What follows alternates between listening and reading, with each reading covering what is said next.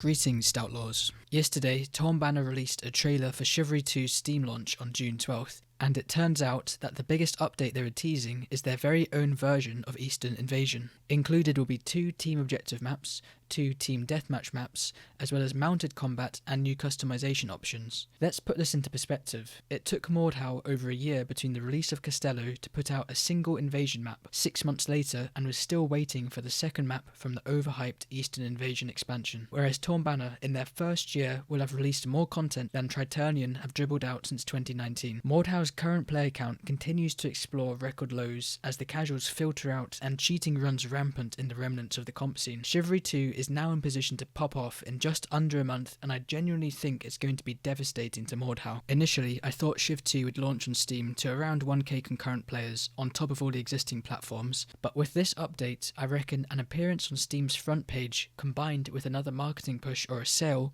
we could potentially see over 5k concurrents on Steam alone. Alongside the trailer, it really feels like a new release, especially given how much new content has been injected. Even though this player spike won't be long lasting due to the lack of a hardcore scene, it's still going to draw attention on the genre again, which is exciting. I'll definitely stream it, so make sure to follow my Twitch if you haven't already. Something that commenters continually fail to grasp is that competition is good, whether it's Steam versus Epic or Mordhau versus Chivalry. Yes, as so many of you have mentioned, Shiv 2 is floaty. You know by now I don't like dragging, the movement is slippery, but the core combat is still fairly simple to grasp, and the key selling point has always been the spectacle. Keep in mind, casuals have just returned from Elden Ring, where bosses float in midair before executing a 30-second anime combo, so comparatively Shiv 2 is pretty sharp. It's sad to say, but Mordhau is not even trying to compete. In fact, Triturnian have already announced they're moving on to their next project, which I'm guessing will divert from melee PvP to a single player or co-op experience. We'll probably get the second Eastern Invasion map, and if we're lucky, some female mercenaries as a final farewell.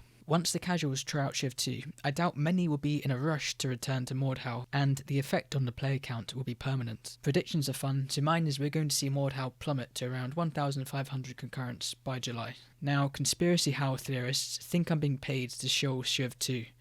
If I was, then that would be more money than Triturnian has ever spent on marketing.